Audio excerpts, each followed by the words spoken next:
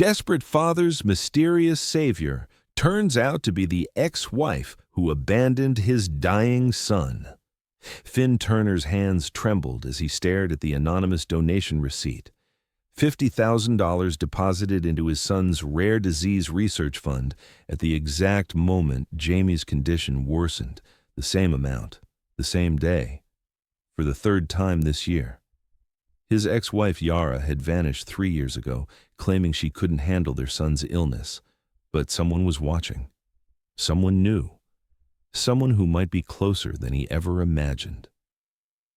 The fluorescent lights of Children's Medical Center cast harsh shadows across the research wing as Finn rubbed his exhausted eyes. The clock on the wall read 11:47 p.m.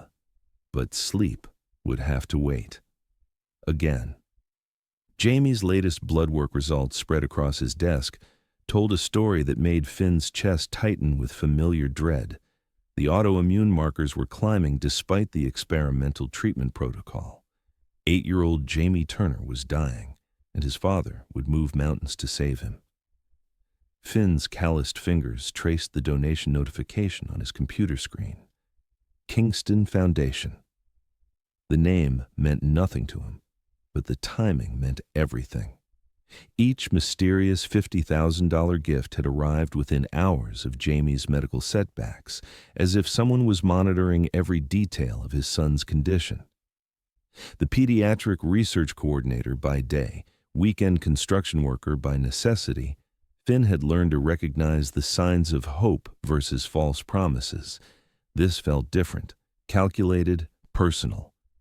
His phone buzzed against the metal desk. A text from his sister, Nicole. "Jamie's asleep.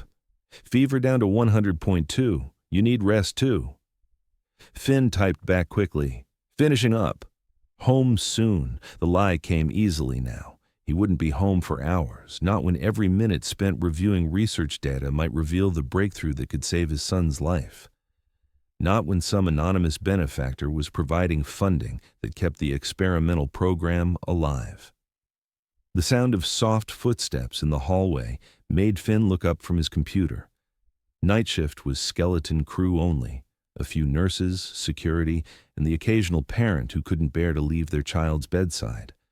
But these footsteps had a rhythm he almost recognized, a gentle cadence that stirred something deep in his memory. Curiosity pulled him from his chair. Finn moved quietly through the dimly lit corridor toward the pediatric ward, following the sound. What he discovered made him stop breathing altogether. In the children's cancer wing, a woman sat reading to a group of young patients who should have been sleeping. Her voice carried the melody of a lullaby disguised as a story, and something about that voice made Finn's heart forget to beat properly. She wore simple volunteer clothing, navy scrubs and white sneakers, with her natural hair covered by a standard hospital cap. But when she turned slightly to help a crying toddler, the profile that caught the hallway light belonged to someone who had haunted his dreams for 3 years. Yara, his ex-wife, the woman who had walked out on their family when Jamie's diagnosis shattered their world, the woman who claimed she couldn't handle watching their son fight for his life. What was she doing here? Finn stepped closer, his construction-hardened boots silent against the polished floor. The children hung on her every word as she read from a worn copy of Where the Wild Things Are. But her eyes kept drifting toward the doorway, as if she was expecting someone, or running from someone. And Max, the king of all wild things, was lonely and wanted to be where someone loved him best of all, Yara read, her voice catching slightly on the word loved. The irony cut through Finn like a blade. Here she was, comforting other people's children while her own son lay in a hospital bed 3 floors below, fighting a battle she had refused to witness. Anger began building in his chest, hot and familiar. But underneath the anger lived something more dangerous, the recognition that even after 3 years of abandonment, even after rebuilding his life around the hole she'd left behind, his body still responded to her presence like a compass finding magnetic north. Damn her. Damn her for leaving when Jamie needed her most. Damn her for showing up now, playing the saint with other families while avoiding her own. And damn her for still being the most beautiful woman he'd ever seen, even hidden beneath hospital volunteer disguise. Finn forced himself to step into the doorway. Several children noticed him first, their faces lighting up with recognition. "Mr. Finn," whispered a little girl named Sarah, whose leukemia treatment had overlapped with Jamie's care schedule. "Are you here to read too?" Yara's head turned toward the sound, and when her eyes met his, the book tumbled from her hands. Time suspended itself in that moment. 3 years of hurt and hope and desperate midnight prayers hung in the air between them. Her face went pale beneath the hospital lighting, but she didn't look away. Couldn't look away. "Hello, Finn." Her voice was barely above a whisper, but it carried all the weight of their shared history. "What are you doing here?" The question came out harder than he intended, making several children glance between them with curious concern. Yara stood slowly, her movements careful and deliberate. "I volunteer here, Tuesday and Thursday nights." "Since when?" She didn't answer immediately. Instead, she knelt to retrieve the fallen book, her hands shaking slightly as she placed it on the bedside table. "Since I needed to do something that mattered." The simple honesty in her response caught him off guard. This wasn't the woman who had packed her bags and disappeared, while Jamie lay sedated after his first major treatment. This woman seemed smaller somehow, more vulnerable, but also more real. "Children, I need to step outside for a moment," Yara said gently to her young audience. "Nurse Patricia will be by to check on everyone soon." She moved past Finn into the hallway, and he caught a hint of her familiar scent, something floral and warm that used to make him feel like he was home. Now it just reminded him of everything he'd lost. "We need to talk," he said once they were out of earshot from the children. "I know. You can't just show up here like nothing happened. You can't play mother to other people's children while Jamie—" His voice broke slightly, betraying the emotion he was trying to keep contained. "While Jamie, what?" Yara stepped closer, her dark eyes searching his face. "How is he, Finn?" "Really?" The genuine concern in her voice made his anger falter. "You don't get to ask that. You gave up the right to ask that when you walked away." "I never stopped caring about him." "You have a strange way of showing it." They stood in the hallway facing each other, years of pain and misunderstanding creating a chasm between them that felt impossible to bridge. But underneath the hurt, Finn could feel something else stirring, something that recognized the way she held herself when she was fighting tears. Something that remembered how she used to trace patterns on his chest when she couldn't sleep. "He's getting worse," Finn heard himself say. The admission cost him, but seeing her genuine distress made the words spill out despite his better judgment. "The new treatment protocol isn't working the way we hoped. His autoimmune system is attacking faster than we can counteract it." Yara's face crumpled slightly before she caught herself. "What do the doctors say? That we need a miracle, or better funding for research that might not pay off for years?" Finn studied her expression, looking for any sign of the woman who used to stand by his side during every medical consultation. Anonymous donations have been keeping the experimental program alive, but even those might not be enough. Something flickered across Yara's features, surprise maybe, or recognition, but it passed too quickly for him to interpret. "I should go," she said quietly. "I didn't mean for you to see me here." "Why?" The question stopped her mid-turn. "Why are you really here, Yara?" After 3 years of silence, why now? She looked at him for a long moment, and Finn thought he saw her struggling with words that wanted to be spoken, but instead, she just shook her head. "Some things can't be explained easily. Try me." Before she could respond, a crash echoed from the supply room down the hall, followed by the sound of someone crying. Both Finn and Yara moved instinctively toward the noise, their parental reflexes overriding the tension between them. They found 9-year-old Marcus, one of the cancer patients, surrounded by scattered medical supplies and sobbing into his hands. "Hey, buddy, what happened?" Finn knelt beside the boy while Yara began collecting the fallen items. "I wanted to get extra blankets for Tommy because he's cold, but I knocked everything over," Marcus hiccuped. "Now I'm in trouble." "You're not in trouble," Yara said gently, moving to Marcus's other side. "You were trying to help your friend." "That's what good people do." As she spoke, she reached for a box of gauze at the same moment Finn reached for it.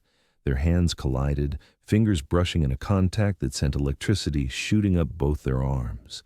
Neither pulled away immediately. The touch lasted only seconds, but it was long enough for Finn to remember exactly how her skin felt against his. Long enough for Yara to catch her breath and look at him with eyes that held 3 years' worth of longing. Long enough for them both to realize that whatever had driven them apart, the connection between them was still alive. Have you ever encountered someone from your past when you least expected it? Someone who once meant everything to you? That moment when your heart recognizes them before your mind even processes what's happening? Tell me about your unexpected reunion in the comments. Let me know where you're watching from, and hit subscribe if this story is already stirring up emotions you thought you'd buried. Marcus's continued sniffling broke the spell between them. Yara pulled her hand back and focused on comforting the boy while Finn gathered the remaining supplies.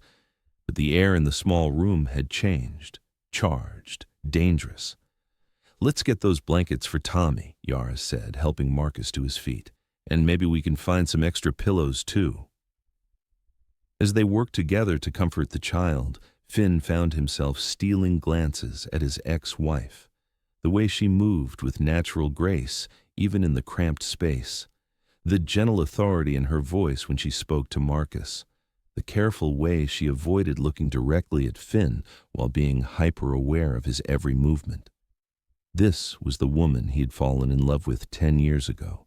Compassionate, intuitive, able to make anyone feel safe with just her presence. But this was also the woman who had shattered his world by walking away when their family needed her most. The contradiction was tearing him apart. "Thank you, Miss Yara," Marcus said as they tucked him back into his bed with fresh blankets. Tommy's going to be so warm now." "You're welcome, sweetheart. Now get some sleep. Tomorrow's going to be a better day." The simple promise in her voice made Finn's chest tighten. When was the last time someone had told Jamie that tomorrow would be better?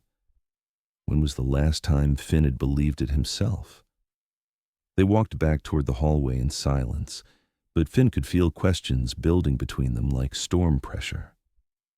At the elevator bank, Yara stopped. "I should explain. You should leave." The words came out harsher than he intended, but seeing her with those children had awakened too many memories, too many hopes he'd thought he'd buried.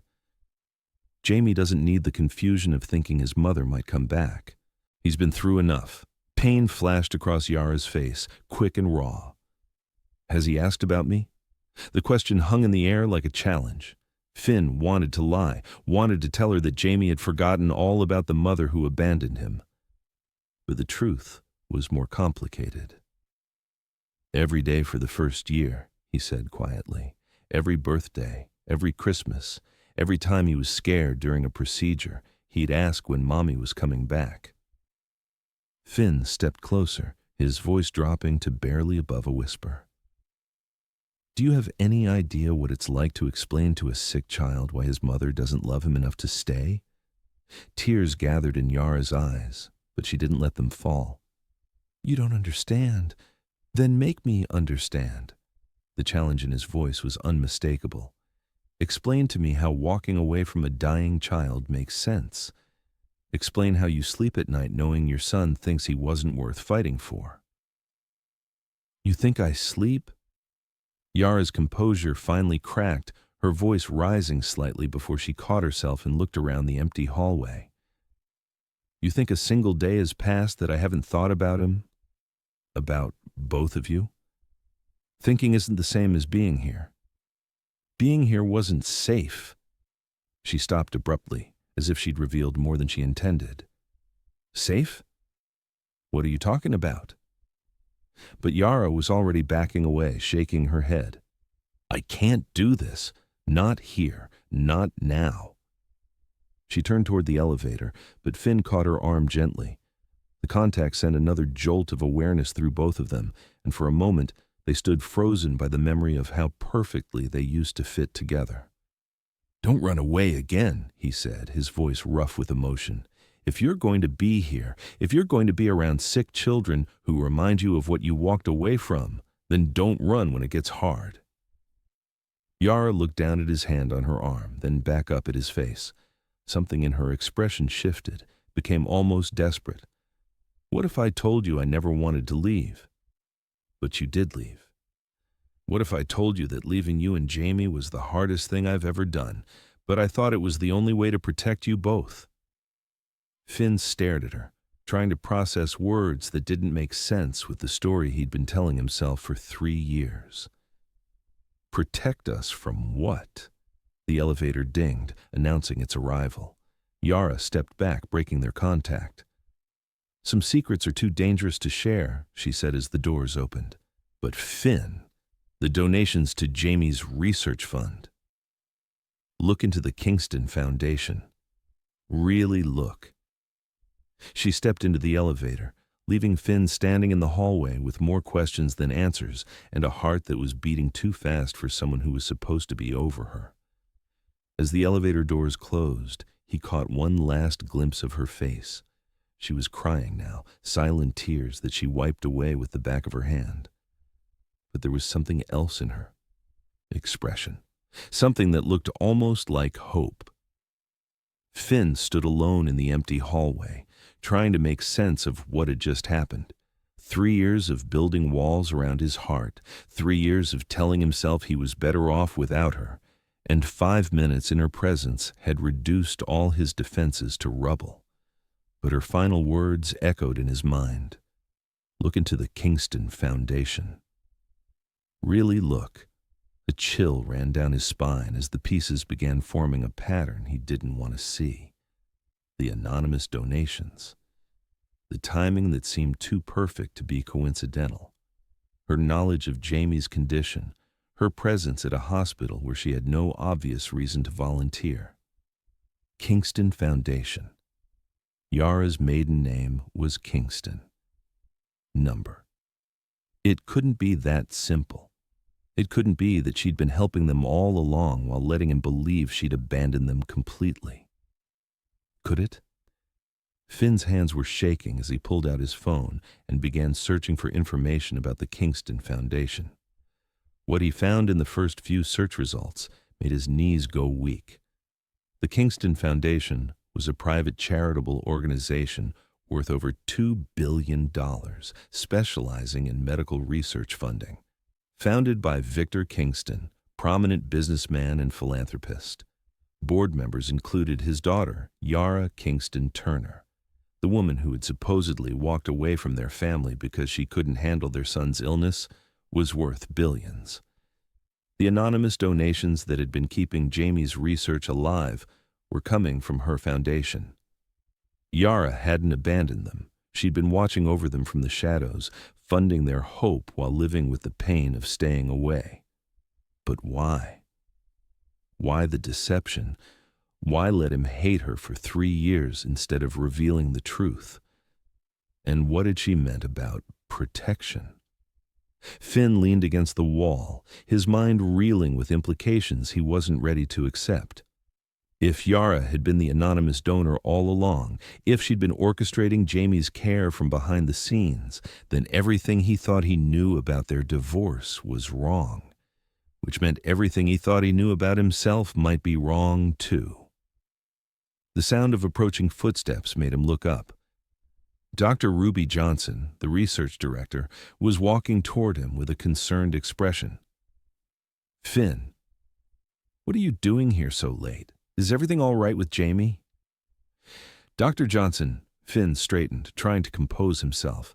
I was reviewing the latest blood work results and wanted to check on the funding status for the experimental protocol. Ah, yes. We received another significant donation today, actually, $50,000 from our anonymous benefactor. It couldn't have come at a better time.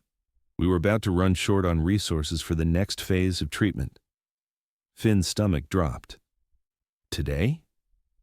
What time did the donation come through? Dr. Johnson consulted her tablet. According to the notification, it was processed at 7:34 p.m. Why do you ask? 7:34 p.m. Less than an hour after Jamie's latest test results had shown increased autoimmune activity. Less than 2 hours before Finn had encountered Yara reading to children in the cancer wing. Doctor, what do you know about the Kingston Foundation? Not much personally, but they've been incredibly generous to our program. Professional, responsive, and they seem to have an excellent understanding of our specific research needs. Dr. Johnson tilted her head slightly.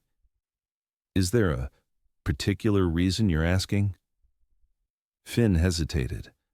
How could he explain that his ex-wife, who he'd believed had abandoned their family, might actually be the anonymous donor who'd been saving their son's life? Just curious about our funding sources, he said finally, making sure everything is legitimate. Oh, I can assure you it's completely legitimate. We've done thorough background checks on all major donors.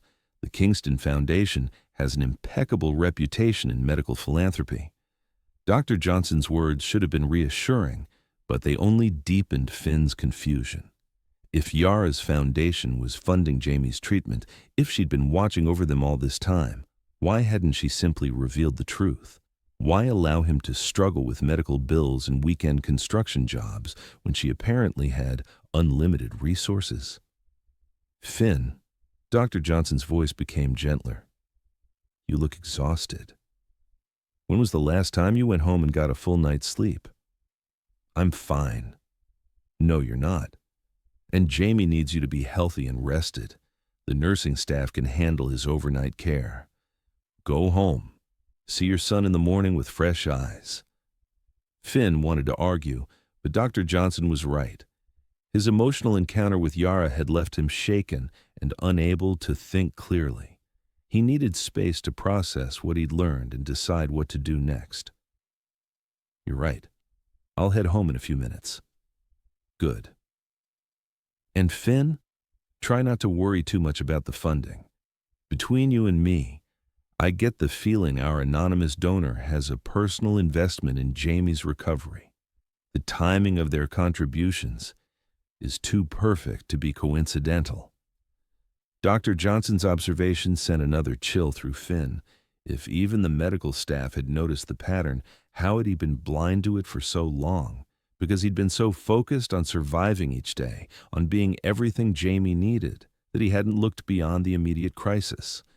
Because he'd been so hurt by Yara's apparent abandonment that he'd never considered she might still be involved in their lives. As Dr. Johnson disappeared around the corner, Finn found himself alone with thoughts that felt too big for his tired mind to contain. He needed to see Jamie, needed to look at his son and try to reconcile the story he'd been telling himself with the possibility that everything was different than he'd believed. The pediatric ICU was quiet when Finn arrived at Jamie's room. His 8-year-old son lay sleeping, connected to monitors that tracked every vital sign. Even in sleep, Jamie looked fragile, his small frame dwarfed by the hospital bed and medical equipment. But he was alive, fighting, surviving because of experimental treatments that were only possible due to anonymous funding from someone who cared enough to monitor his every setback and respond with immediate financial support. Someone who might be his mother. Finn settled into the bedside chair and reached for Jamie's hand. The boy's fingers were warm and solid, anchoring Finn to what mattered most. Whatever was happening with Yara, whatever secrets she was keeping, Jamie's recovery had to remain the priority. Hey, buddy, Finn whispered, even though Jamie was deeply asleep. Dad's here. Everything's going to be okay. The words were as much for himself as for his son. Because tonight, for the first time in 3 years, Finn was beginning to believe they might actually be true. But believing meant facing the possibility that he'd been wrong about everything. Wrong about Yara's reasons for leaving, wrong about her feelings for their family, wrong about his ability to provide for Jamie without help. And if he was wrong about those things, what else might he be wrong about? The questions followed him home through the empty streets, where he spent the rest of the night staring at the ceiling and wondering if the woman he'd never stopped loving had never actually stopped loving him either. Chapter 2. The next morning brought no clarity, only more questions that seemed to multiply with each cup of coffee Finn consumed. He sat at his kitchen table, laptop open to the Kingston Foundation website, reading through annual reports and donor information that painted a picture of staggering wealth directed toward medical research. Yara's photograph appeared in several board meeting photos, always positioned slightly behind her father, Victor Kingston. Even in corporate settings, she maintained the quiet grace that had first attracted Finn to her 10 years ago. But there was something else in these recent photos, a sadness around her eyes that hadn't been there when they were married. "Uncle Finn, you look like you saw a ghost." Nicole's voice made him jump. His sister stood in the doorway, still wearing her nurse's scrubs from the night shift, holding a bag of groceries and wearing an expression of concerned curiosity. "Nicole, I thought you were sleeping. Stopped by the store on my way home. Figured you could use some real food instead of whatever vending machine nutrition you've been surviving on." She set the groceries on the counter and joined him at the table, glancing at the laptop screen. Kingston Foundation. That's Jamie's anonymous donor, isn't it? Finn closed the laptop abruptly. "What makes you say that?" "Because I'm not blind, and I've been watching you piece together patterns for the past 6 months. Every time Jamie has a setback, funding appears. Every time you're stressed about research costs, a donation materializes." Nicole settled into the chair across from him. "Plus, Dr. Johnson mentioned that you were asking questions about them last night." "You spoke to Dr. Johnson?" "I stopped by to check on Jamie before coming here. He's having a good morning, by the way. Fever's completely gone and his energy levels are up." Nicole studied her brother's face. "Want to tell me why you look like your world just got turned upside down?" Finn stared at his hands, trying to find words for something that still felt impossible to believe. "I saw Yara last night." The silence that followed was deafening. Nicole had been there through the worst of the divorce, had held Finn together when he was falling apart from the dual crisis of Jamie's diagnosis and his wife's abandonment. She had also been the one to insist that there had to be more to Yara's story than simple inability to cope. "Where?" Nicole's voice was carefully neutral. "At the hospital. She's been volunteering in the pediatric wing, Tuesday and Thursday nights." "For how long?" "I don't know. She wouldn't say." Nicole leaned back in her chair, processing this information. "And you think she's connected to the anonymous donations?" "I think she is the anonymous donations." Finn opened the laptop again, turning it so Nicole could see Yara's board position. "Kingston Foundation, $2 billion in assets, medical research specialization, and timing that's too perfect to be coincidental." "Oh my God." Nicole stared at the screen, then back at her brother. "Finn, if this is true, then everything I believed about why she left is wrong." "Have you talked to her?" "Really talked to her?" Finn shook his head. "She ran before I could ask the hard questions. But she said something about protecting us, about leaving being the only way to keep us safe." "Safe from what?" "That's what I can't figure out." Finn stood and began pacing the small kitchen. What kind of danger could a medical research foundation pose to a sick child? It doesn't make sense. Nicole was quiet for a moment, studying the foundation's website with the analytical mind that made her an excellent nurse. "Finn, look at this board composition. Victor Kingston, chairman. his brothers, Thomas and Richard Kingston. Yara's the only woman, and she's listed as junior board member. That's unusual for someone who should be an heir to this kind of wealth. What are you thinking? I'm thinking that family dynamics in billionaire families might be more complicated than we understand. What if Yara's father didn't approve of her marriage to you? What if he threatened consequences if she didn't end the relationship? The suggestion hit Finn like a physical blow. He'd never considered that outside pressure might have influenced Yara's decision to leave. Their divorce had been devastating enough without adding the possibility that she'd been forced to choose between him and her family. But if were true, why not tell me? Why let me think she abandoned us? Because maybe the threat wasn't just about ending the marriage. Maybe it was about Jamie's safety. Finn stopped pacing. What do you mean? Think about it. Billionaire families have enemies, business rivals, people who might use family members as leverage. Nicole pointed to several news articles linked from the Foundation's press page. Victor Kingston hasn't just made money in medical research. He's got interests in defense contracting, international trade, political lobbying, the kind of businesses that come with serious security concerns. You're suggesting that Yara left to protect Jamie from her father's enemies?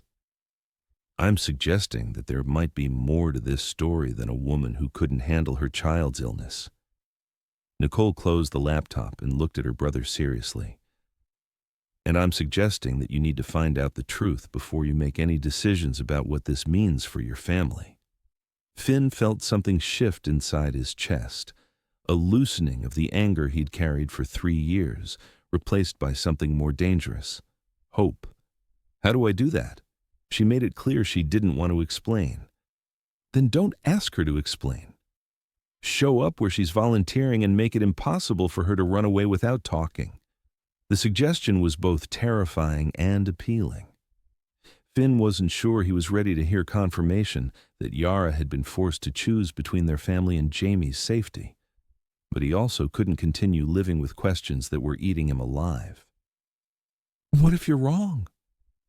What if she really did just walk away because she couldn't cope? Then you'll know for sure, and you can stop wondering. Nicole stood and moved toward the groceries she'd brought. But Finn, in all the years I've known Yara, she never struck me as someone who ran from difficult situations. She was the one who insisted on getting second and third opinions when Jamie was first diagnosed.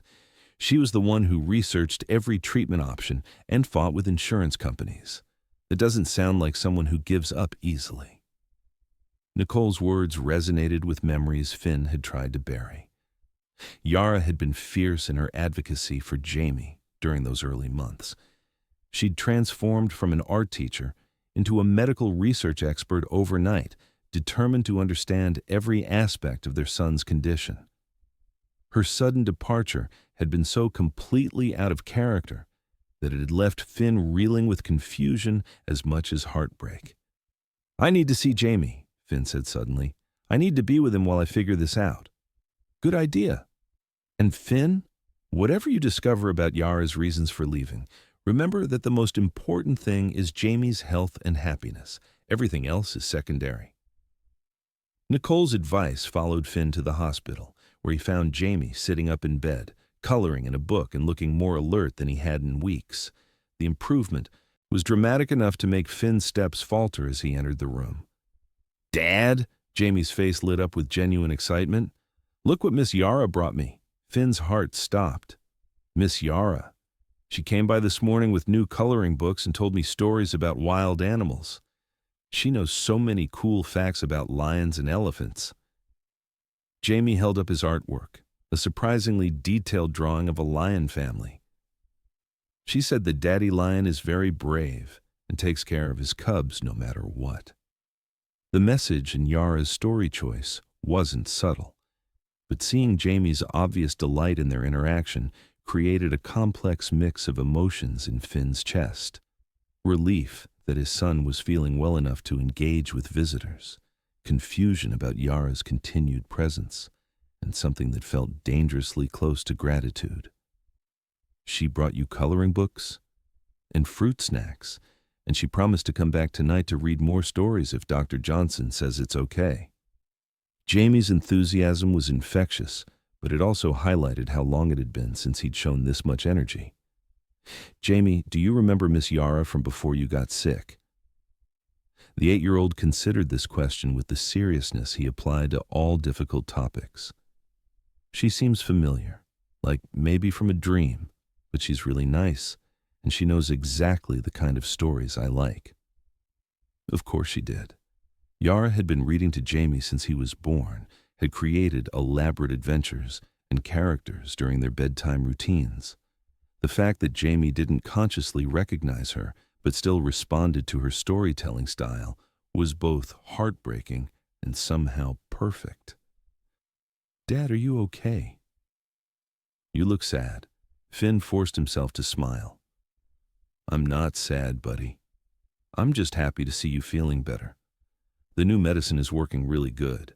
Dr. Johnson says my numbers are improving faster than they expected. Jamie returned to his coloring, but glanced up at his father with curiosity. Do you think Miss Yara might know my mom? She has the same color eyes. The innocent question hit Finn like a punch to the chest. Jamie was too young when Yara left to remember her clearly, but something in his subconscious was recognizing the connection. Maybe, Finn managed. What makes you think that? Just a feeling. Like when you know something, but you can't remember why you know it. Jamie added green to his lion drawing. I asked her if she had kids, and she got really quiet for a minute. Then she said she had a little boy once who was very special to her. Finn had to excuse himself to the hallway before Jamie could see the tears gathering in his eyes. Yara's words to their son revealed the depth of pain she'd been carrying.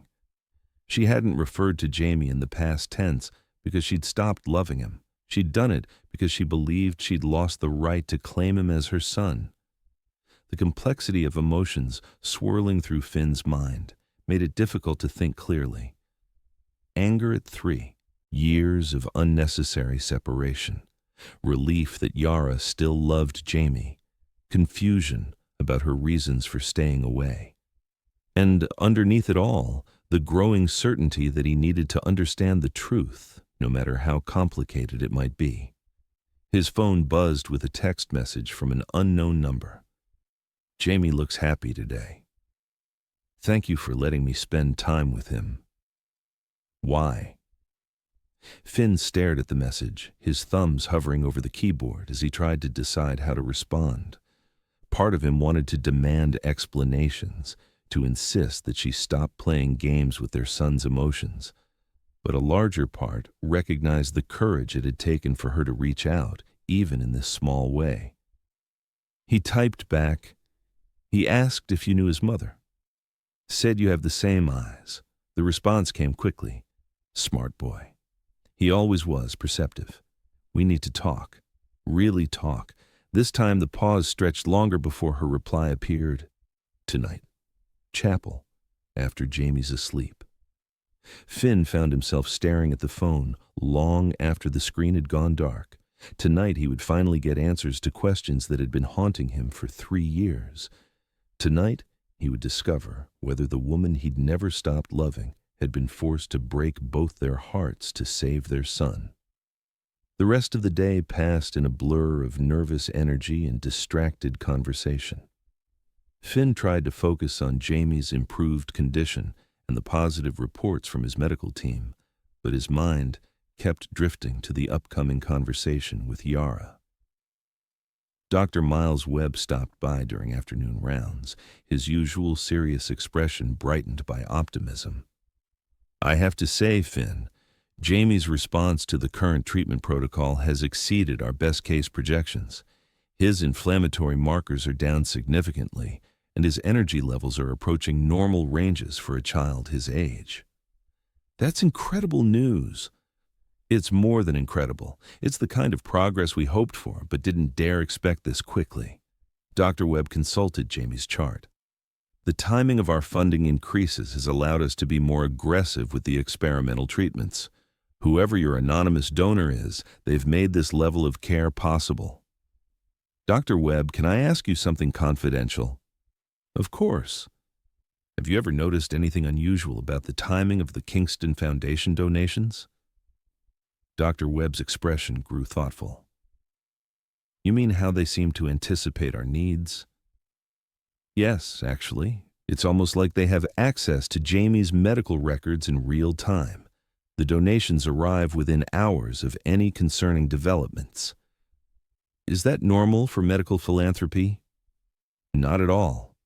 Most foundations operate on quarterly review cycles. They evaluate funding requests over weeks or months, not hours. Dr. Webb lowered his voice. Between you and me, I've wondered if someone on our medical team has a personal connection to the foundation. The level of attention Jamie's case receives is unusually focused. Finn felt pieces of the puzzle clicking into place. If Yara had been monitoring Jamie's condition through medical connections, it would explain the precise timing of the donations. It would also suggest a level of ongoing involvement that contradicted everything he'd believed about her abandonment. Thank you for being honest with me. Finn, I hope you know that whatever the source of the funding, Jamie is receiving the best possible care. His recovery is nothing short of remarkable. After Dr. Webb left, Finn spent the rest of the afternoon sitting with Jamie, watching his son color and read and display energy levels that had been absent for months.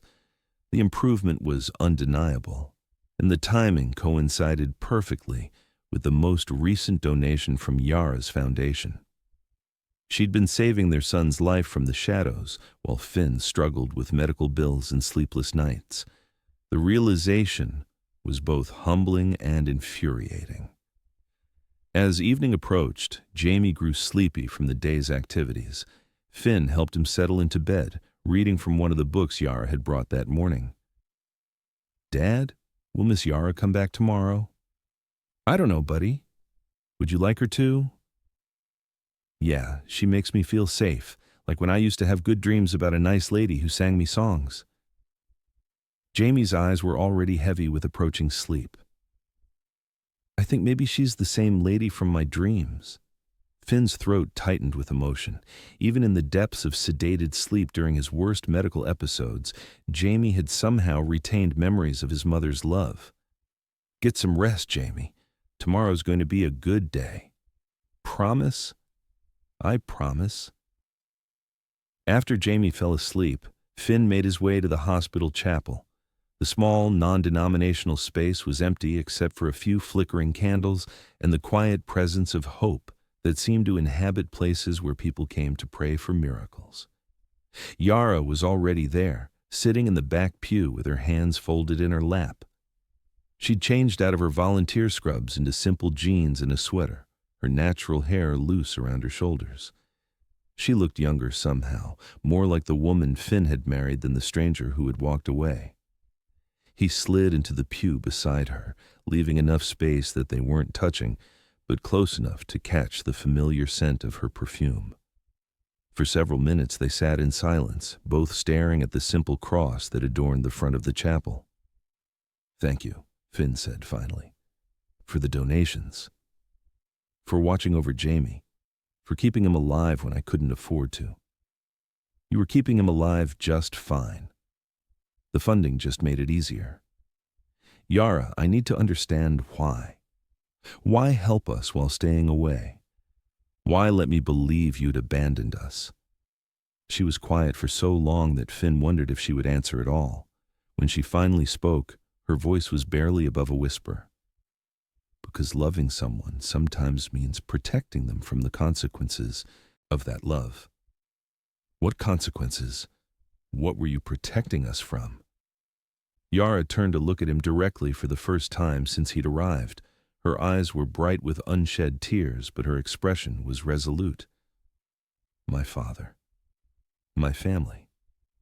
The life that comes with the kind of money the Kingston Foundation represents. I don't understand. When Jamie was first diagnosed, when we were spending all our time at hospitals and specialists, my father saw it as weakness, a distraction from family business obligations. Yara's hands clenched in her lap. He demanded that I choose between being a Kingston heiress or being the mother of a sick child. Finn felt anger building in his chest. "And you chose to be a Kingston?" "No." Her voice was firm. "I chose to be Jamie's mother. But not in the way you think." She reached into her purse and pulled out a manila envelope, handing it to Finn with trembling fingers. 3 years ago, my father made it clear that if I continued to put Jamie's needs before family business interests, there would be consequences, not just for me, but for both of you. Finn opened the envelope and found copies of documents that made his blood run cold. Private investigator reports on his work schedule, Jamie's school records, detailed surveillance photos of their daily routines, financial pressure tactics designed to force him into bankruptcy. And most disturbing of all, a memo discussing alternative methods for resolving the Turner problem. My father had you investigated. My father had you threatened. The medical bills, the insurance denials, the sudden complications with Jamie's treatment approvals. None of that was accidental. Yara's voice broke slightly. He was systematically destroying your ability to care for Jamie, hoping that desperation would force me to come home and resume my role in the family business. The implications hit Finn like a physical blow.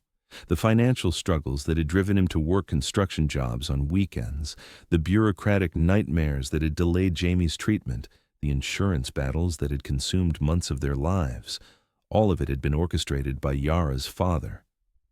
"So you left to stop him?" "I left to save you. Both of you."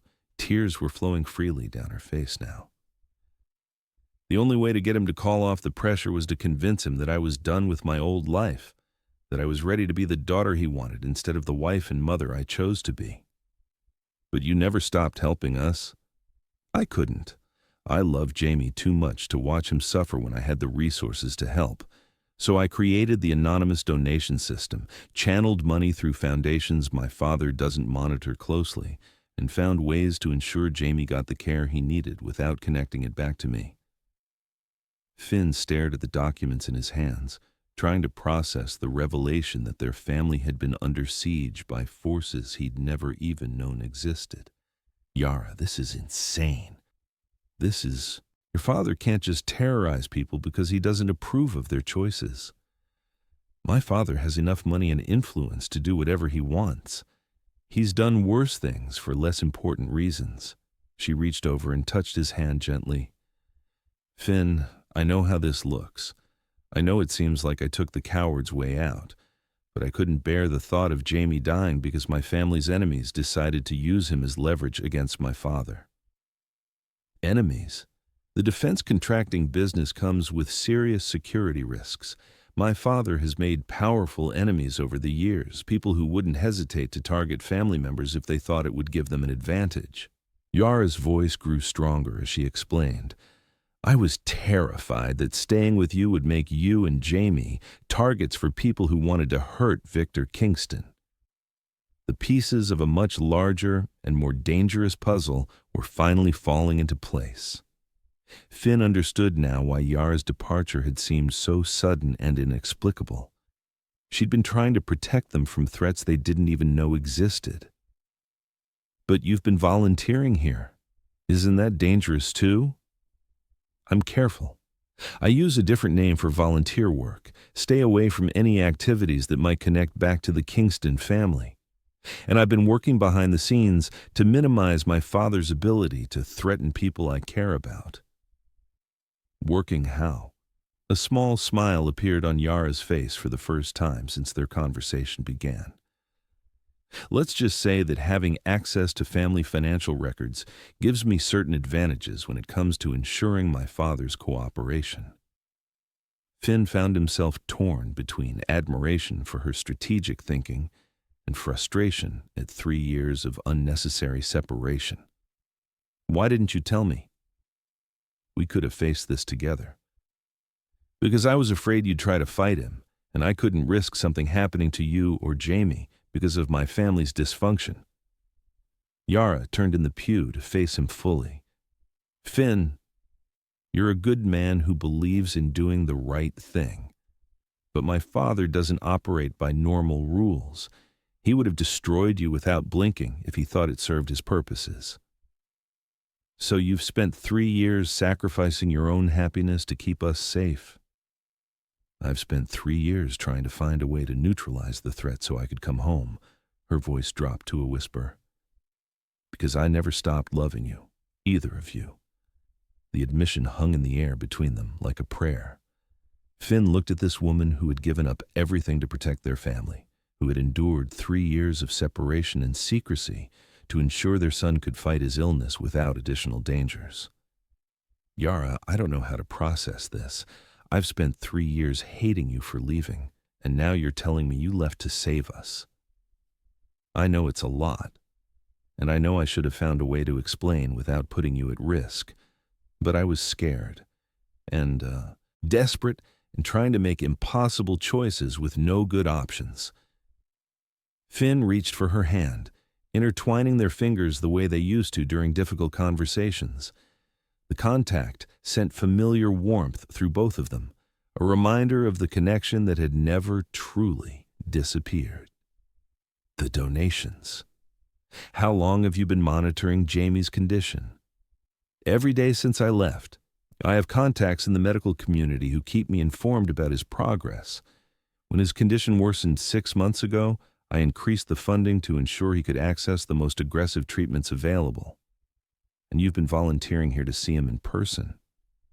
To see both of you, she corrected softly. I needed to know that you were okay, that Jamie was responding to treatment, that my decision to stay away was actually protecting you instead of just causing unnecessary pain. They sat in silence for several minutes, both processing the emotional weight of revelations that changed everything about their shared history. What happens now? Finn asked finally.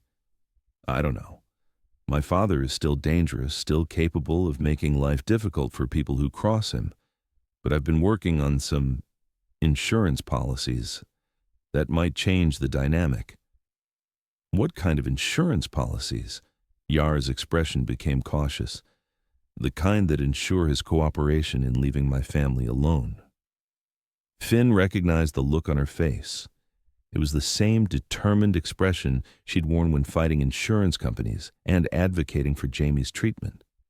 Whatever she was planning, it was serious and probably risky. Yara, I don't want you putting yourself in danger to fix this. I've been in danger for 3 years. The difference is that now I have a plan to end it. She squeezed his hand. But I need you to know that even if I can't neutralize my father's threats, even if I have to stay away to keep you safe, the donations will continue. Jamie will always have access to the best possible care. Money isn't what Jamie needs most. I know. He needs his mother. And I want to be that for him again more than I want anything else in the world. Fresh tears gathered in her eyes. But only if I can do it without putting him at risk. Finn lifted their joined hands and kissed her knuckles gently. The gesture was familiar and intimate, an echo of countless moments of connection they'd shared during their marriage. We'll figure it out. Whatever your father's threats, whatever complications come with your family's money, we'll face it together. Jamie deserves to have both his parents fighting for him.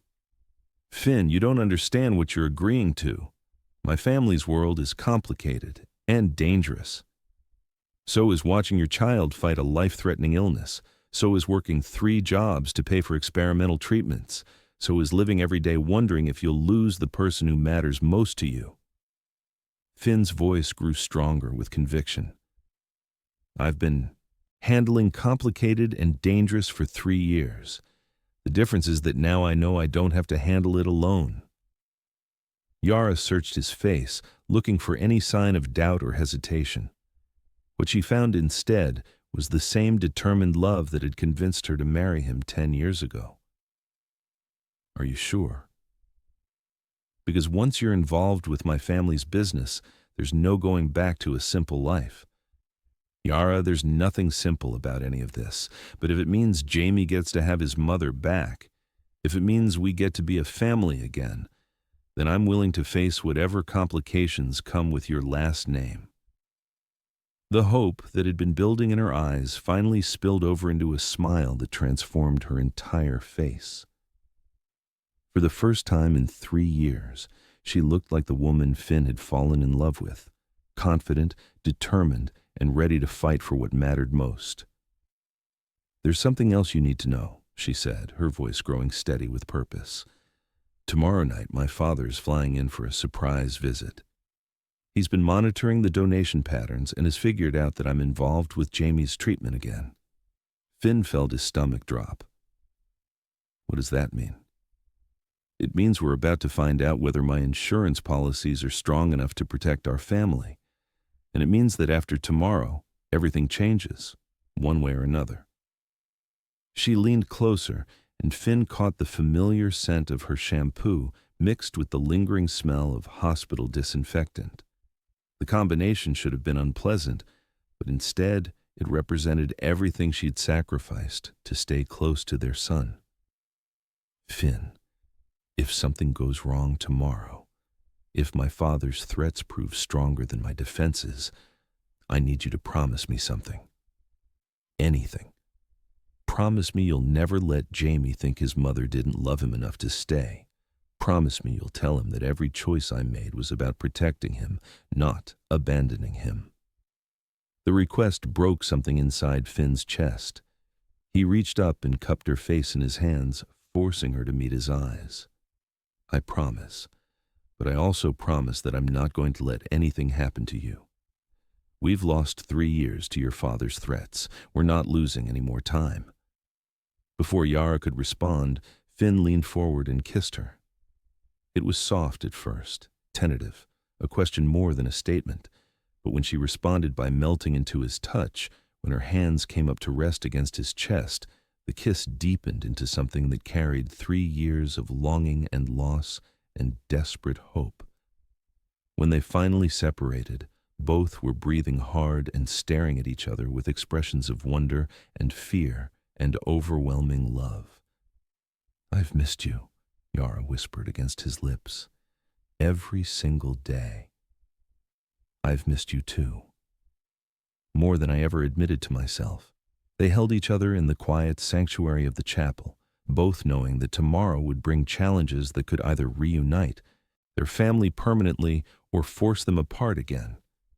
But for now, for these few precious moments, they were together. And that was enough to make them both believe that love might be stronger than fear after all. Chapter 3. The next evening arrived with the weight of impending confrontation.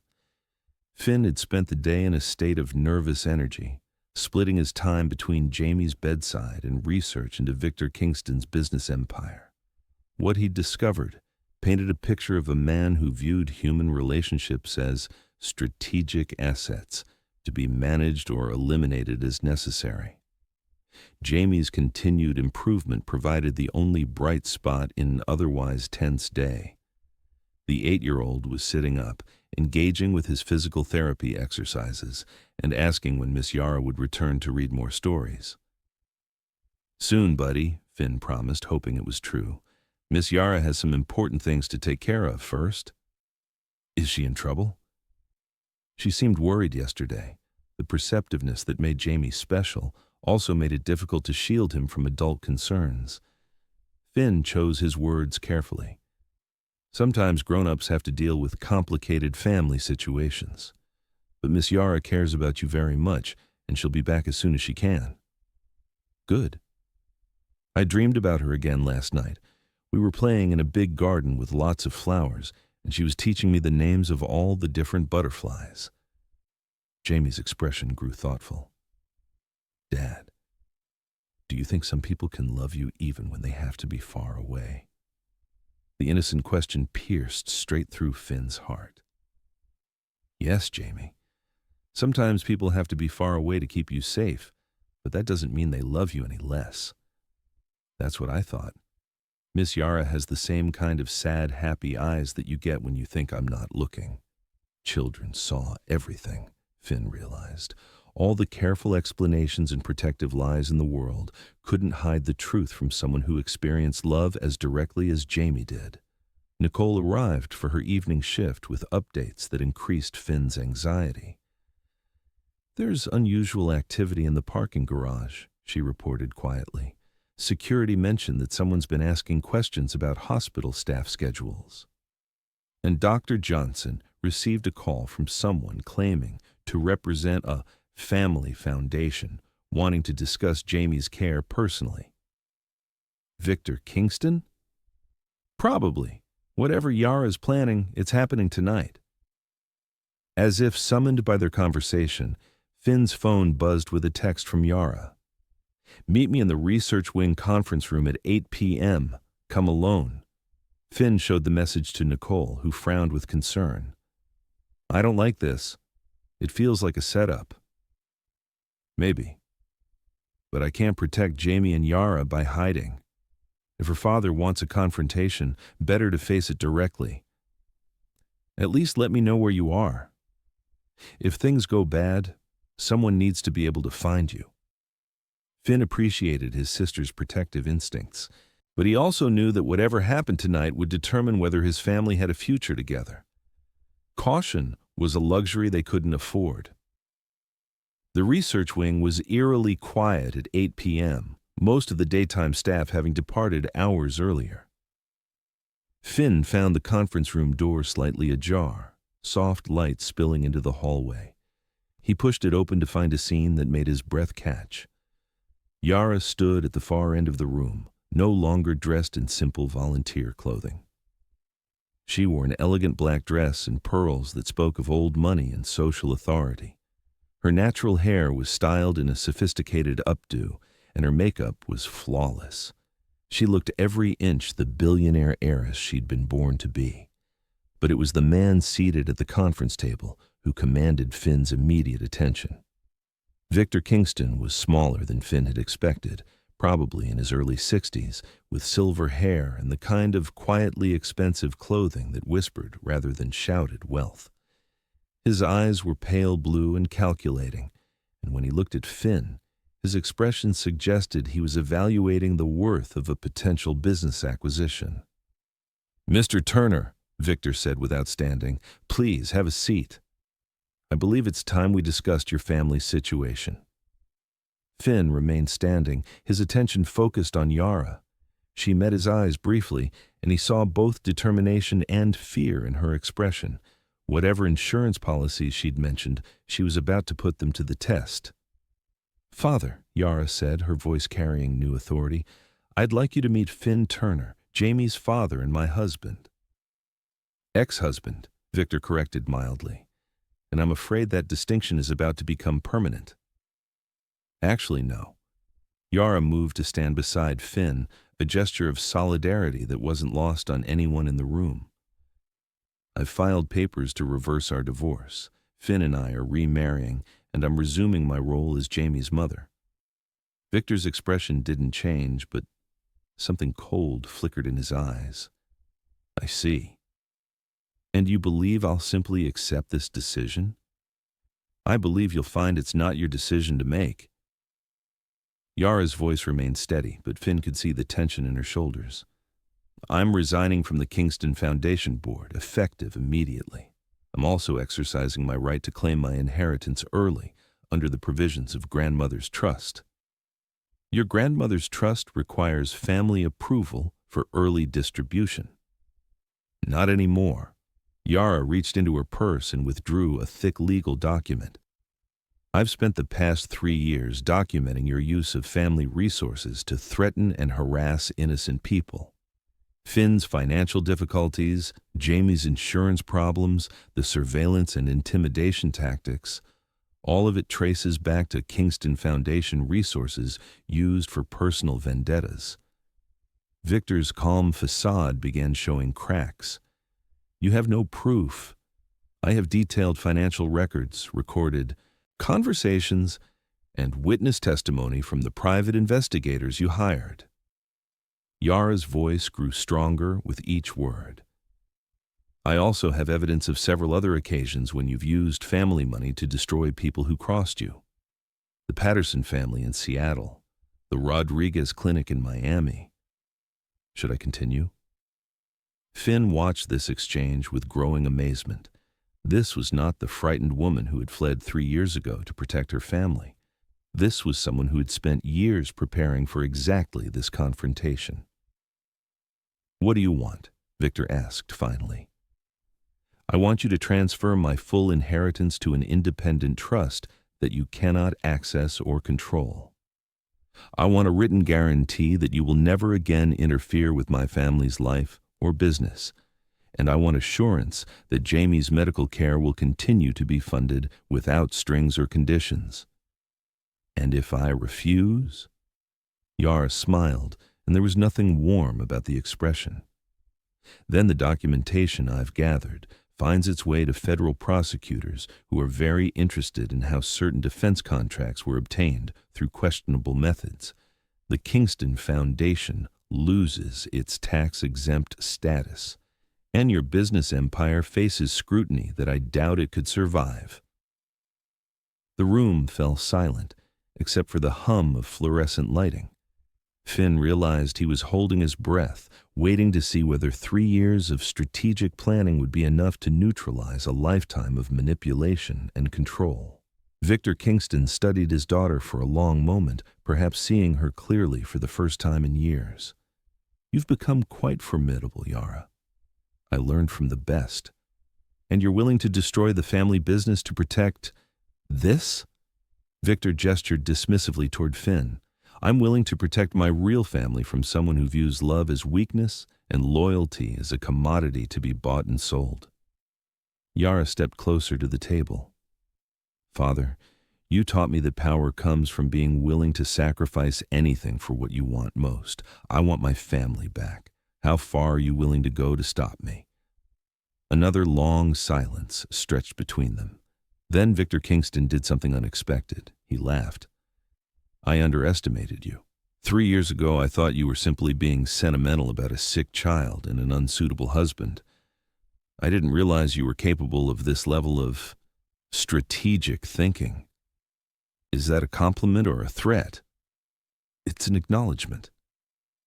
Victor stood and straightened his suit jacket. "Very well. You'll have your independence and your family. But understand that this choice comes with consequences. You'll no longer have access to family resources or protection. Whatever enemies I've made over the years, you'll face them without the Kingston name to shield you." "I'll face them with something better than the Kingston name," Yara replied. "I'll face them with people who love me for who I am, not what I can provide." Victor looked at Finn for the first time since offering him a seat. "I hope you understand what you're taking on, Mr. Turner.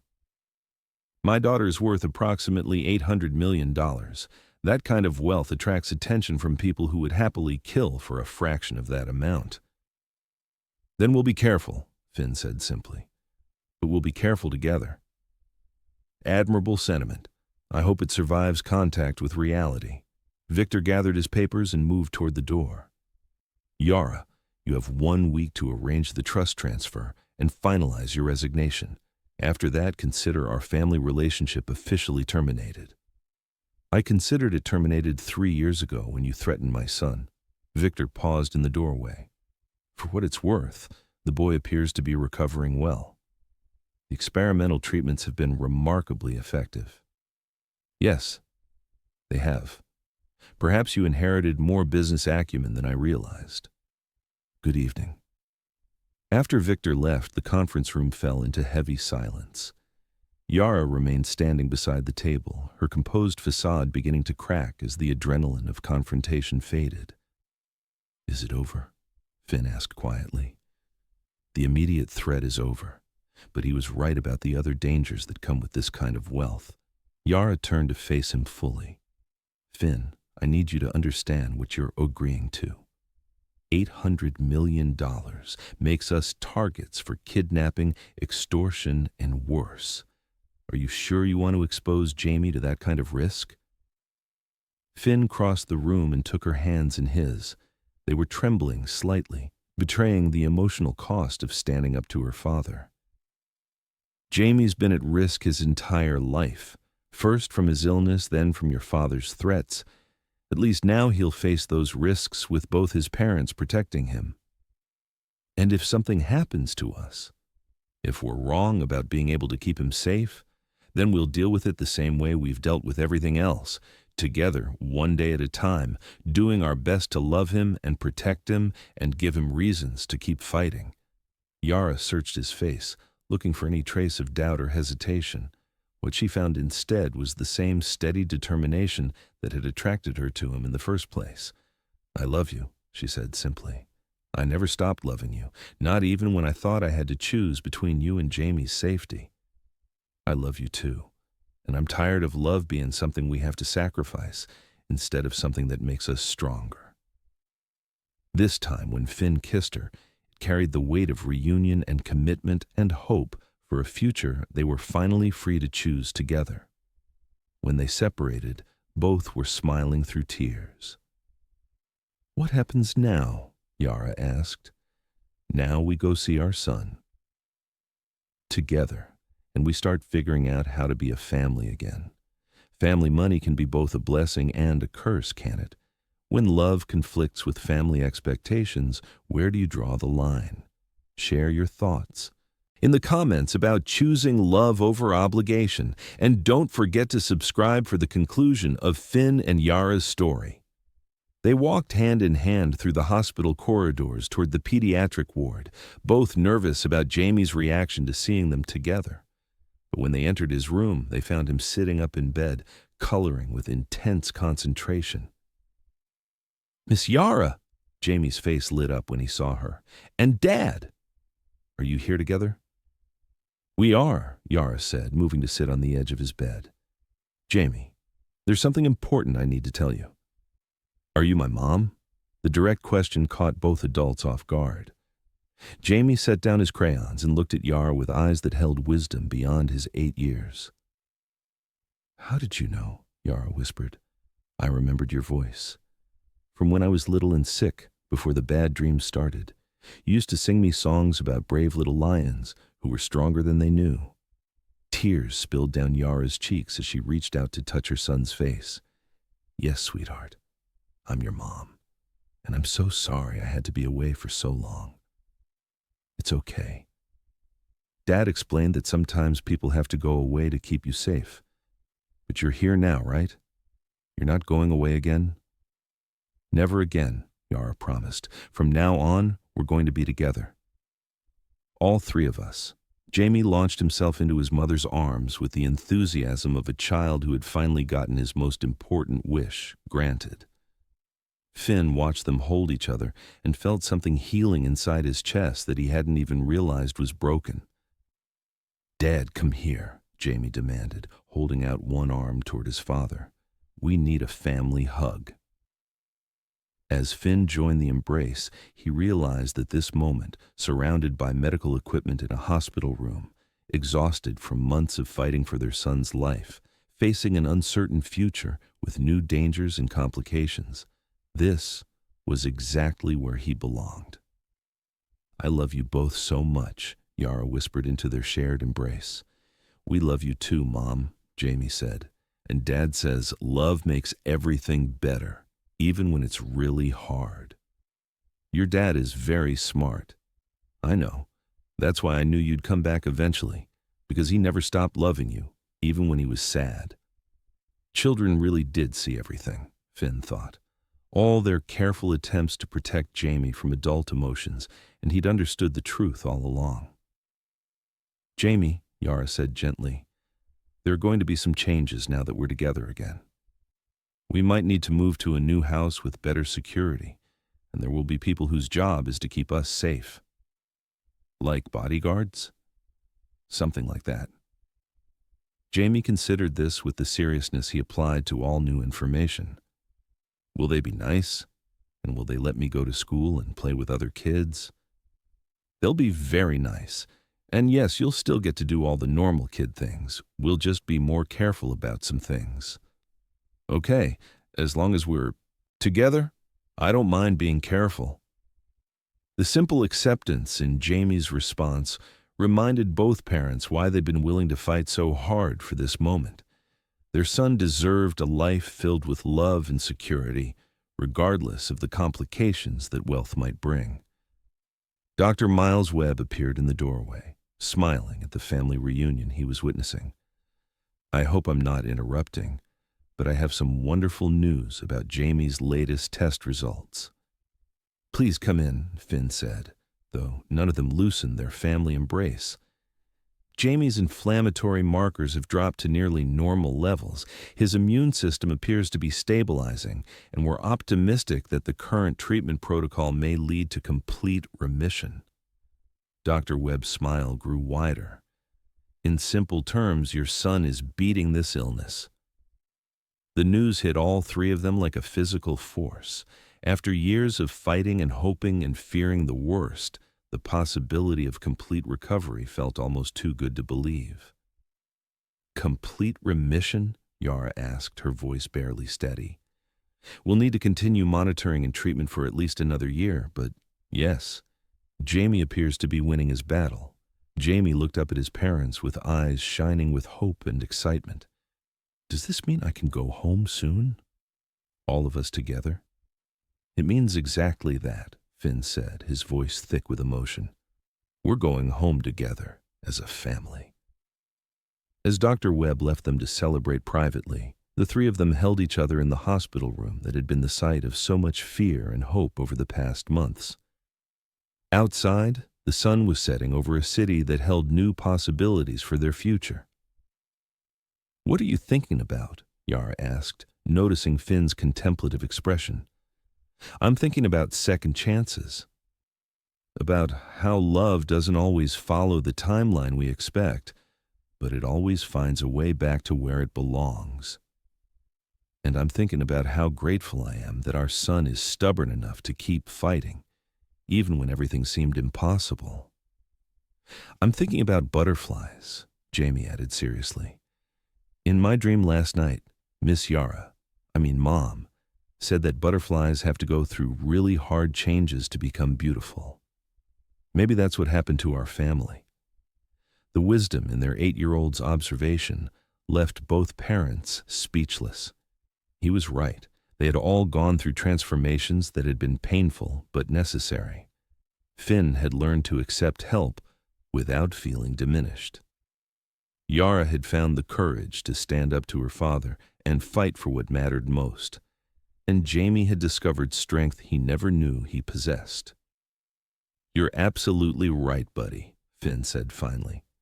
We went through some really hard changes, but look how beautiful our family is now. The most beautiful family in the world, Yara agreed, kissing the top of Jamie's head. As they sat together in the gathering dusk, planning for a future that finally felt possible. All three of them understood that love had indeed proven stronger than fear. The road ahead would still have challenges, wealth came with complications, and Jamie's health would require ongoing vigilance.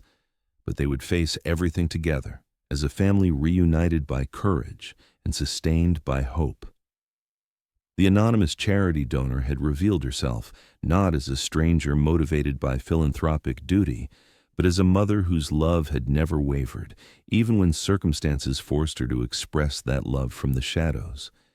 And in doing so, she had given them all the greatest gift imaginable, the chance to be together when it mattered most. Tomorrow would bring new adventures, new challenges, and new opportunities to love each other well. But tonight, in a hospital room filled with the quiet machinery of healing, a family had found its way back home to each other. And that was miracle enough for anyone. Chapter 4. 6 months later, the Turner family home bore little resemblance to the modest apartment where Finn had once struggled to pay medical bills. The new house was larger, more secure, and designed with Jamie's ongoing health needs in mind. But the most important change wasn't architectural. It was the sound of laughter that filled the rooms, the evidence of a family that had learned to be whole again. Jamie sat at the kitchen table, his latest test results spread before him like a report card he was eager to share. 9 years old now, he looked like any other healthy child. Bright eyes, boundless energy, and the kind of confidence that came from knowing he was loved completely. "Look, Dad," Jamie pointed to the lab printout with excitement. "Dr. Webb says all my numbers are in the normal range. I'm officially in remission." Finn looked up from the coffee he was preparing, his heart swelling with pride and relief that never seemed to fade. "That's incredible, buddy. How does it feel to be officially healthy?" "It feels like I can do anything, like I could climb mountains or swim across oceans or maybe even become a doctor like Dr. Webb and help other kids get better." "You could absolutely become a doctor," Yara said, entering the kitchen with her hair still damp from her morning shower. She wore simple jeans and a sweater, the kind of casual comfort that had replaced her corporate wardrobe. "Or anything else you dream of being."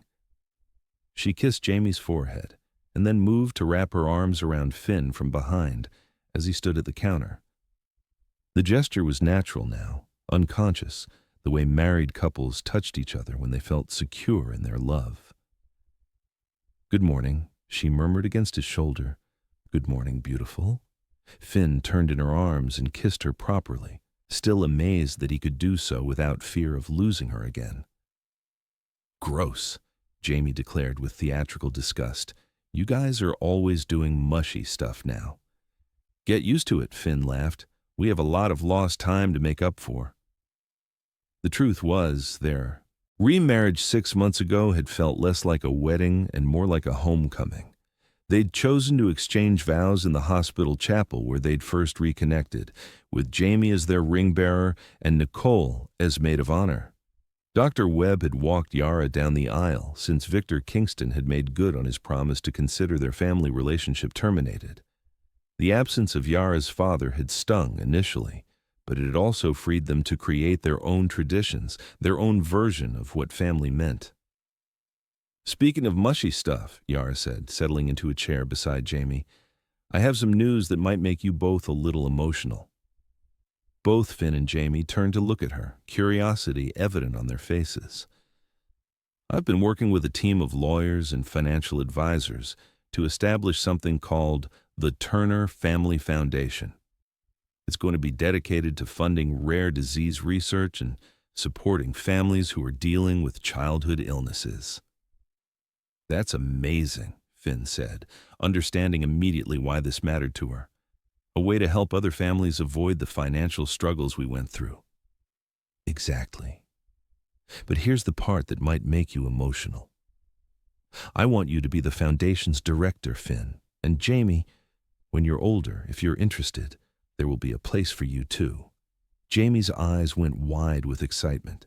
"You mean we get to help other sick kids get better?" "We get to help other families stay together while they fight for their children's health.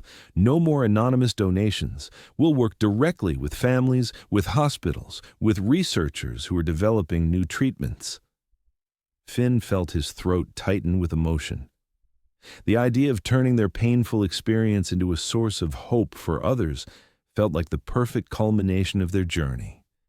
"There's something poetic about it," he said. 3 years ago, anonymous donations saved Jamie's life. Now we get to be the ones providing that lifeline for other families." "It's like we're paying it forward," Jamie added, displaying the empathy that illness had taught him. "Except we're paying it forward to people we haven't even met yet." The foundation had been Yara's idea, but it reflected something all three of them had learned, that love was most powerful when it extended beyond the boundaries of their own family. Their experience with fear and hope and the generosity of strangers had created a responsibility to ensure other families had access to the same kind of support. "There's one more thing," Yara continued, reaching for an envelope on the table. "I received a letter yesterday that I think you both should hear." She opened the envelope and withdrew several pages of handwritten text. "It's from Sarah's mother. You remember Sarah, the little girl from the cancer ward where I used to volunteer?" Jamie nodded immediately. Sarah had been one of his favorite friends during his hospital stays, a brave 6-year-old who had fought leukemia with remarkable courage. Sarah completed her treatment last month and is in full remission. Her mother wanted to thank us for the funding that made her experimental treatment possible. Yar's voice grew thick with emotion as she read. She says that Sarah talks about the nice lady who used to read stories and how those stories gave her hope during her darkest moments. "Mom, you helped save Sarah too." "We all did, sweetheart. Our foundation provided the funding for her treatment, but more importantly, we showed her that she wasn't alone in her fight." Finn listened to this exchange and felt a profound sense of completeness. Their family's pain had been transformed into purpose, their survival into service. The anonymous charity donor who had once hidden in the shadows was now able to work openly alongside her husband and son to ensure other families didn't have to face their battles alone. "Dad, can we visit Sarah soon? I want to show her my remission papers and hear about her treatment." "Absolutely. In fact, that gives me an idea." Finn looked at Yara with growing excitement. "What if we organized regular gatherings for families who've been through similar experiences? Support groups, celebration parties, ways for kids to connect with others who understand what they've been through? I love that idea. We could host them here or rent spaces that feel more like parties than medical meetings." As they discussed possibilities for their foundation's programs, Jamie quietly colored in a new sketchbook, a hobby that had developed during his long hospital stays and continued as a source of joy and expression. "What are you drawing, buddy?" Finn asked. "Our family tree, but not like the ones they show you in school." Jamie held up his artwork, which depicted a tree with deep roots and strong branches, but also showed the tree bending in strong wind without breaking. "See? The roots are all the people who helped us. Dr. Webb, Aunt Nicole, all the nurses, even the people who donated money before we knew who they were." The drawing was remarkably sophisticated for a 9-year-old, showing not just artistic talent, but emotional understanding that took Finn's breath away. "And the branches?" Yara asked gently. "The branches are all the families we're going to help with our foundation. See how they reach up toward the sun? That's hope. And see how some branches support others? That's love." The simple wisdom in Jamie's artwork captured everything their family had learned about resilience, community, and the power of hope to create beauty from struggle. "Jamie," Yara said, her voice filled with wonder, "this is the most beautiful family tree I've ever seen. Would you mind if we used it as inspiration for our foundation's logo?" "Really? My drawing could help other families?" "Your drawing shows exactly what we want our foundation to represent, that families can weather any storm when they have strong roots and people who love them." Jamie beamed with pride, already imagining how his artwork might appear on official documents and websites that would help other children facing medical battles. The conversation was interrupted by the doorbell, followed by the sound of Nicole's key in the lock. "Turner family. Are you decent? I brought reinforcements." Nicole appeared in the kitchen doorway, followed by Dr. Webb and Dr. Johnson, both carrying bags that smelled suspiciously like takeout from Jamie's favorite restaurant. "What's this?" Finn asked, though he was already smiling at the surprise. "This," Dr. Webb announced, "is a celebration. We just received confirmation that the experimental treatment protocol that saved Jamie's life has been approved for broader clinical trials. Your foundation's funding made it possible to gather the data needed for FDA approval. Which means," Dr. Johnson added, "that hundreds of other children will now have access to the same treatment that put Jamie into remission." The news hit the family like a physical force. Not only had Jamie survived his illness, but his survival had contributed to research that would save other children's lives. "So Jamie's illness helped other kids get better?" Yara asked, tears gathering in her eyes. More than that, Dr. Webb replied. Jamie's case provided crucial data points that proved the treatment's effectiveness. Every blood test, every response measurement, every step of his recovery contributed to the evidence that convinced the FDA to approve wider trials. Jamie looked up from his coloring with an expression of awe. You mean being sick actually helped people? Being brave while you were sick helped people, Finn corrected gently. Your willingness to try new treatments, to keep fighting even when it was hard, to trust the doctors and take your medicine, all of that created information that will help other children. So I'm like a superhero. You're exactly like a superhero, Nicole said, ruffling his hair. You just wore hospital gowns instead of a cape. As their friends joined them around the kitchen table, sharing food and stories and plans for the Foundation's future, Finn felt a profound sense of gratitude for the journey that had brought them to this moment. 3 years ago, he'd been a desperate father, working multiple jobs and facing the possible loss of his son and his marriage.